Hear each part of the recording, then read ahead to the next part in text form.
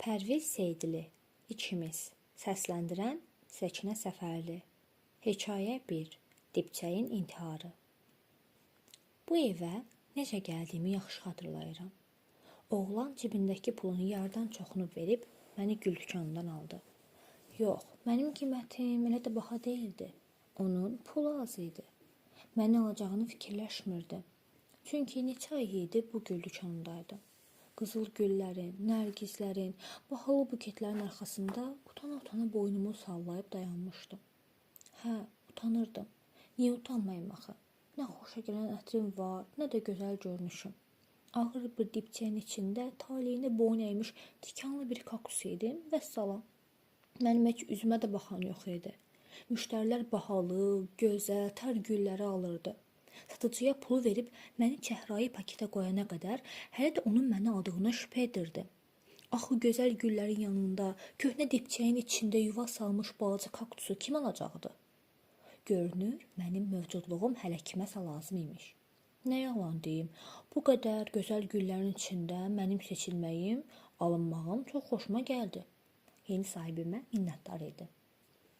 Payızın tiskinli, yağışlı günündə oğlan balaca bir kafedə məni masanın üstünə qoyub, cibindəki pulu sayaraq kimsə gözləməyə başlayanda hədiyyə olduğumu anladım.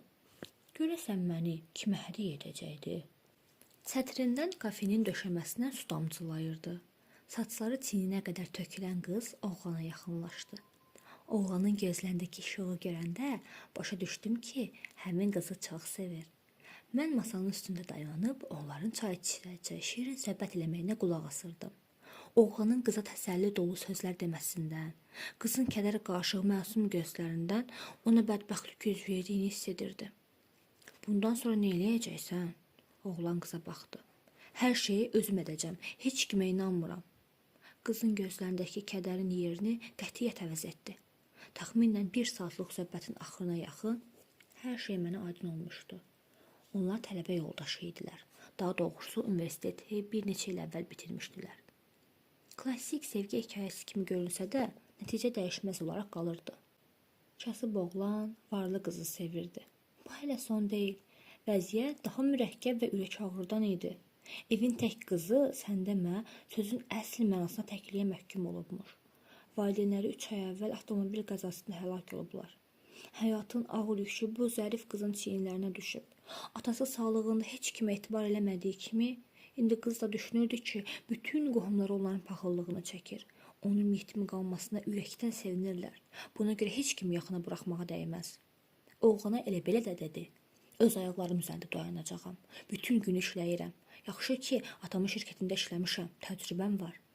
Oğlan qıza sevgi dolu baxışlarla baxır, ona kömək edə bilmədiyi üçün üzülürdü. Görüşün sonunda oğlan məni götürüb ona uzatdı. Bilirəm, bütün gün işləyirsən, şirkətin işi ilə məşğulsan, kompüter arxasında işləyirsən. Ona görə bu kaktusu sənə aldım. Qız sevindi. Paketi açıb məni çıxarıb diqqətlə baxdı. Çox gözəldi, sağ ol, çox sevindirdin məni. Oğlan qızın üzündə yarınan gülüşü görəndə sanki ona dünyanı bağışladılar. Bəyəndim sevindiyinə. Gülümsündü. Düzdür, dibçəyi çox ağırdır, amma yenə oğlan xoşbəxt idi. Qızım məni bəyənməyə özümə də ləzzət eləmişdi. Həm də bunu yəqin eləmişdim ki, işi nə qədər çox olursa olsun, mənə vaxtında su vermək, qeydimə qalmaq yadımdan çıxmayacaq. Özümü ən azı həmin oğlan qədər xoşbəxt sanırdım. Onlar ayağa qalxanda, qız oğlanın gözlərinin içinə baxaraq bilmədən onun əhvalını korlayan sözləri dilinə gətirdi. Sən əsl dostsan, həmişə yanımdasan, məni qucağına aldı. Çox sağ ol, çox yaxşıdır. Oğlan məğlub idmançının sınmış gülüşü ilə qıza baxdı. Mən həmişə yanında olacağam, həmişə. 2 ay idi ki, mən yeni evimdəydim. Bu geniş, işıqlı otaqda mənim 2 yerim var idi. Kompüter masasının sağ tərəfi, bir də eyvanda pəncərənin yanındakı məhəccər. Sahibimdən qəti narazı deyildim. Suyumu vaxtında verir, qeydimə qalırdı. Çox yaxşı adam idi. Bu qədər işin müqabilində bir dəfə də olsun məni yadından çıxarmırdı. Əvvəl elə bilirdim ki, gözünün qabağında olduğum üçün yadından çıxmıram. Hər səhər işə gedəndə məni eyvana, pəncərənin yanına qoyur, axşam qayıdanda isə yenidən masanın yanına gətirirdi. Yəqin ki, kaktusun o qədər də gün işığına, suya ehtiyacı olmadığını bilmirdi. Ya da sadəcə qəlbi mərhəmət, sevgi dolu bir insandı. Yox, elə fikirləşməyin ki, bu evdə hər anım sevinç içində keçirdi. Bəzən elə olurdu ki, içimi büsbütün qəhvəyi bir kədər bürüyürdü. Tikanlarımın ucundan gövdəmdəki torpağa qədər ağrıyırdı. İlk dəfə bu kədər məni axşam o işdən qayıtdıqdan sonra yaxaladı. Həmişəki kimi kofesini hazırlayandan sonra məni pəncərənin qarşısından götürüb kompüterin yanına qoydu. Kofedən bir qurtum içib kompüteri yandırdı. Masanın üstündəki qoyluqları açdı. Sənədlərə baxa-baxa kompüterdə iş görürdü. Ara bir kofedən içib, yenidən yorğun gözlərini monitora zilləyirdi. Onu anlayırdım. Dayanmaq istəmədiyinin, tək qalandan sonra ancaq irəli getmək, öz ayaqları üstündə durmaq istədiyini günbəgün şahidi olurdum. Özünə zülm edirdi. İşdə çalışandan sonra gəlib evdə də davam edirdi. Bəzən evinə gələn qohumları ilə vaxt keçirsə də, hiss edirdim ki, qohumları onun üçün maraqsızdı. Çünki atası hələ öz işini qurmamışdan əvvəl heç biri onlara dayaq olmamışdı. Ona görə də varlandıqdan sonra onların heç birini demək olar ki, yaxına buraxmırdı. Bütün bunları onun qohumları ilə danışdığından, məsafəli davranışından, soyuqluğundan anlamışdım. Mənim kədərimdən danışırdıq axı. O, işlədiyi müddətdə bütün fikri kompüterdə olardı. Ancaq həmin gün dayandı. Nəsə fikirləşdi, gözündəki eyniyini çıxarıb kənara qoydu. Divardakı çəhrayı saatın solundan asılmış fotoya baxdı. Şəkildə ailəsi ilə birgə oturmuşdu. Otağın sükunətini pozan klaviaturanın səsi kəsilmişdi. Sanki həmin an dünyada həmin şəkildən və bu qızdan başqa heç kim yox idi. Otağa çökmüş həmin qəhvəyi sükut hamını udmuşdu. Bu lal, bozuntul səssizliyi qızın hönkürtüsü pozdu. O ağladıqca məni də kədər bürüyür. Nə edəcəyimi, onun necə təsəlli verəcəyimi bilmirdim. Qız şəkilə baxa-baxa ağlayırdı. Bu an mənə elə gəlirdi ki, şəkildəki ata-anası canlanaraq şəkildən çıxıb gələcək, qızlarını sakitləşdirəcək, saçlarını sığallayıb göz yaşını siləcəkdilər. Həmin gün kompüterin qarşısında keçmədi. Divanda oturub kitab oxumağa çalışdısa da alınmadı. Fikrini bir yerə cəmləyə bilmirdi. Həmin vaxt ona zəng gəldi. Onun telefonda nə danışdığını eşitməsəm də, hiss edirdim ki, danışığı biraz da olsa onu sakitləşdirir. Yalan ürəyinə su çiləyirdi.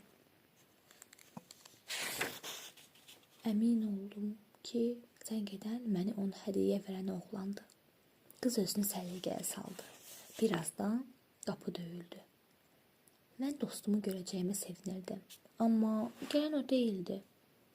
İçəri girən adamı tanıdım. 3-cü dəfədir gəlirdi. Qızın iş yoldaşı, rəhmətli atasının köməkçisi idi. Qız onu gülər üzlə qarşıladı. İnsanlar bunu niyə hiss etmədikləri haqda heç bir fikrim yoxdur. Onlar bir-birinə qarşı olan səmimiyyəti tam dərk etməkdə acizdirlər. Elə götürək qızı. O qarşısındakı oğlana inanırdı. Amma mən onu görən kimi necə quru, kinli, qeyri-səmimi olduğunu anlamışdım. O, dostcasına əlini qızın çiyninə qoyub ona təsəlli verirdi. Özünü çox yorursan, onsuz da görürsən ki, işte hər şey qaydasındadır. Mən də oradayam. Orada nəsə qanunsuz bir iş ola bilməz. Hər şeyə nəzarət edirəm. Biraz özünə vaxt ayır, deyə gözlərini qıza sillədi. Bu gözlərdə qəribə bir kin var idi. Elə bir kin ki, nə qədər gizlətməyə çalışsa da qeyri-iradi şəkildə özünü bir rozə verirdi. Yox, işləməliyəm, deyə cavab verdi. Dayanmaq olmaz. Elə bilirəm, dayansam hər şey məhv olacaq. Qız sanki canındakı, ruhundakı yorğunluğu gizlətmək üçün dərindən nəfəs aldı.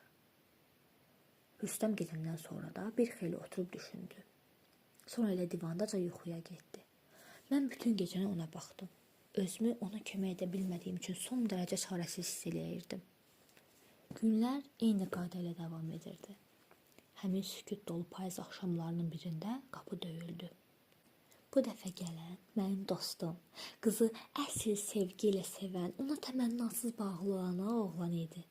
Qızla danışanda gözlərindəki sevgini görməmək mümkünsüz idi. Ancaq qız ya başını işə qarışdığından, ya da illərlə qarşısındakı oğlanı gördüyündən elə bil ki, onun sevgisini, gözlərindəki işığı görə bilmirdi. Düzdür, bilirdim ki, o da oğlanı çox istəyirdi. Amma bu dost sevgisindən o tərəfə keçmirdi. Sanki münasibət sərhədi burada bitirdi. Bəlkə də mən elə gəlirdi. Bizim oğlan da öz hissini sözə çevirməkdə aciz idi. Arada fikirləşirdim ki, kaş biraz ürəkli olardı. Deyərdi ki, ay qız, sən sevirəm. Hamıdan çox. Səni məndən çox sevən, düşünən, qeydinə qalan olmayacaq. Amma demirdi. Deyə bilmirdi. Bu dediklərimə ən oxşar söz sağollaşanda dediyi söz oldu. Mən həmişə sənin yanındayam. Deyən kimi də qızardı. Qız da ona baxıb, yorğun üstünə çox yaraşan təbəssümlə, çox sağ ol, bilirəm, dedi. Oğlan üçün ürəyim yanırdı. Kaş ona, elə qıza da bir köməyim dəyərdi. Onlar üçün bir şey də biləydim. Hər dəfə oğlan bizə qonaq gələndə özümü xoşbəxt hiss edirdim. Demək olar ki, həyatım 2 hissəyə bölünmüşdü. Özümü xoşbəxt və bədbəxt hiss etdiyim günlər. Hansı gün ki, dostum bizə gəlir, qızla dərdləşir, utancaq nəzərlərini qızın gözlərinə dikir, birlikdə çay içirdilərsə, xoşbəxt. Hansı gün ki, Rüstəm gəlir, qıza şirkətin işi ilə bağlı kömək etmək bəhanəsilə ona özünü bəyəndirməyə çalışırdısa, özümü bədbəxt hiss edirdim. Onun yalançı səmimiyyəti, saxta münasibəti məni özümdən çıxarırdı. Bir gün isə daha dəhşətli bir şey baş verdi. Zənnimcə elə mənim planımı, ilk şeyimi də məhz həmin gündə oldu. Rüstəm bizdə idi. O həmişəki kimi özünü qıza yaxın, canlı yanan kimi göstərmək üçün əlindən gələni eləyirdi. Qız isə yorğun idi. Öz zərif çiyinlərində tək başına bu qədər yükü daşımaq onun üçün çətin idi. Onlar birgə şirkətin işləri ilə məşğul olurdular. Bu vaxt qızın rəfiqəsi, arada bir də bizə gələn Fidan zəng elədi. Qız onunla danışıb Rüstəmə baxdı. Bir açar var, onu Fidana verim, gəlirəm. Qız gedəndən sonra mən bütün nifrətimlə Rüstəmə baxdım. Tikanlarımı bədəndə batırsaydım, bəlkə hissim soyuyardı. O, diqqətlə evi nəzərdən keçirir, gözlərinin dərinliyində gizlətdiyi şeytanlar daha da üzə çıxıb qaynaşırdı. Telefonda zəng gəldi. Ekrana baxıb özündən razı bir ifadə ilə telefonu götürdü. Necəsən? Mən əla. Heç nə, oturmuşam. Gələcək evimdə. Hə də, onun yanındayam. Demişdim də sənə az qalıb. Birazdan qız da alacağım, bütün mal, mülk, hər şey olacaq mənim. Yaxşı, bizim oldu. Mənə elə gəlirdi ki, nəfəs ala bilmirəm. Havam çatmır, dəhşətdən bütün gövdəm titrəyirdi. Amma heç nə deyə bilmirdim. Nə eləyə bilərdim ki? Mən kim idim? Sadəcə tikanları olan, dibçəyin içindəki, gövdəsi torpaqdan olan bir əşya. Hə, məhz əşya. Mən o qızı qoruya bilməzdim. Buna gücüm çatmazdı. Qız gəldi. Rüstəm onunla hər dəfə mehriban danışdıqca, qızın üstündə təbəssüm yanxarandıqca için ağlayırdı. Gedənə yaxın onu sabah axşam şam yeməyinə dəvət elədi. Qapıdan çıxanda əlavə elədi ki, ona deyəsi mühüm sözü var. Mən bütün gecəni yata bilmədim. Qəti qərara gəlmişdim. Nəsə eləməliydim. Amma yolunu tapa bilmirdim. Səhər gün qız məni eyvandakı pəncərənin yanına qoydu. İşə gedəndə açıq pəncərədən ona baxırdım. Rüstəm maşınla dalınca gəlmişdi. Nifrətlə ona baxsam da təəssüf kəlimdən heç nə gəlmirdi. Axşam evə çox gec gəldi. Kompüterə yaxınlaşsa da yandırmadı. Qəfil nəsə xatırlayıb tez eyvana mənim yanıma gəldi. Məni götürüb həmişəki yerimə qoydu. Bağışla, səni soyuqda qoymuşam, dedi. Mən ona cavab verə bilmədim. Axı o məni işdə bilməzdi. Axı, mən danışa bilmirdim. Qız keçib əlini dəyişdi. Yorğunluğu gözlərindən oxunurdu. O biri günlərdə hər şey eyni qaydada davam edirdi. Qız məni məhəccənin üstünə qoyub evdən çıxırdı. Bir yanın qapağında Rüstəm onu qarşılayırdı. Onlar işə birgə gedirdilər. Növbətdə və Rüstəmi həyətdə görəndə ağlıma əsəbdə çox qəribə bir fikir gəldi. Sonra da öz-özlərini gördüm. Onda heç ağlıma gəlməzdi ki, bu fikir mənim qurduğum böyük bir planın bir parçası olacaqdı. Bu fikir dostumun bu axşam evə gəlişi ilə daha da möhkəmləndi.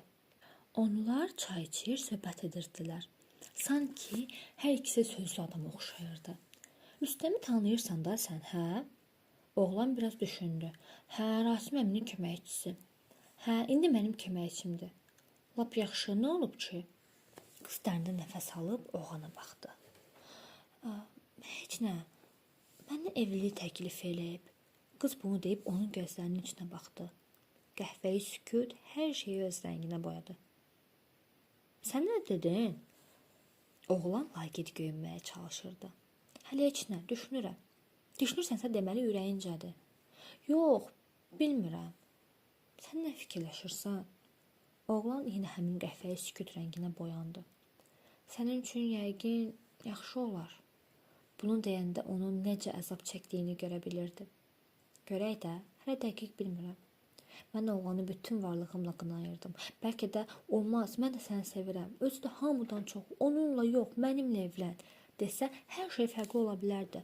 Əslində mənə elə gəlirdi ki, qız da ondan bunu gözləyirdi. Amma onun cəsarəti çatmadı. Oğlan gedəndən sonra qız kompüterə yaxınlaşdı. Gözləri mənə sataşan kimi üzündə qəribə, laqeyd bir təbəssüm parıldadı. Bircə cümlə desəydi ki, sevirəm, hər şey başqa cür olardı. Bunu deyib ah çəkdi. Mənim günümə bax da, kaktusla danışıram. Bu söz mənim qətiyyən xətrimə dəymədi. Çünki qızın sözləri məni həm çaşdırmış, həm də sevindirmişdi. Deməli, hələ ümid var idi. Deməli, hər şey başqa cürdə ola bilərdi. Mən nəsə eləməli idim. Neçə gün baş sındırandan sonra bunu dəqiqləşdirdim. Hə, bu mənim missiyam idi. Hər səhər qız məni məhəccərin üstünə qoyub işə gedirdi. Mən pəncərədən üstəmə baxır, planımı götür qoy edirdim. Bunun mənim sonum olduğunu başa düşürdüm. Ancaq mən öz sonumla başqalarının həyatına başlanğıc ola bilərdi. Bunu etməli idim. Çünki bu fədakarlıq kompüter şüalarını öz üstünə çəkməkdən daha dərin və daha mühüm idi. Mən hər şeyi ölçüb biçmişdim. Günlərlə, aylarla müşahidə eləmişdim. Elə bil ki, Allah da mənim istəyimin həyata keçməsi üçün bu şəraiti yaratmışdı. Geriyə ancaq fədakarlıq qalırdı. Elə bir fədakarlıq ki, bununla hər şeyi qurban verirsən. Özündən keçirsən. Həmin səhərlərin birində qız eyni qaydada məni pəncərənin yanına, məhəccərin üstünə qoydu. Daha sonra həmişəki fincanda su gətirib məni suladı. Soyuq su bədənimə yayıldıqca gərginliyim də azalır. Sanki hər şey daha dəqiq düşünür, cəsarətim artırdı. Qız evdən çıxanda son dəfə xoşbəxtliklə ona baxdım. O, blokdan çıxanda Rüstəm ona tərəf gəldi. Əsl vaxt idi. Düz mən dayandığım yerin altındaydı. Var gücümü yığıb özümü pəncərədən aşağı tulladım. Rüstəmin başına düşən kimi yerə yıxıldı. Mənim də bədənimi qoruyan dibçək çili-çili oldu. Vücudum asfalta dağıldı. Can verməyə başladım. Yerə səpələnən bədənimin üstünə Rüstəmin qanı qarışmışdı. Tikanlarla yaşadığım ömrümün sonunda ilk dəfə ürəkdən sevinirdim. Bu elə bir sevinci idi ki, bunu heç bir bahalı qızıl güllər, bərbəzəkli buketlərdəki çiçəklər yaşamayıb. Buna artıq əmin idim. Gül dükanındakı utancaq günlərin acığına çıxırdım. Əsl azadlığın fədakarlıq olduğunu anlayanda içimdən qəribə bir ah qopdu. Fikirləşdim ki, son dəqiqələrimdir. Artıq ölürəm, amma vecimə də deyildi. Xoşbəxt idim, çox xoşbəxt idim. Hələ də inana bilmirəm. Hamısı ölümündən sonra üzə çıxdı. Qız çaydan bir qurtum alıb oğlana baxdı.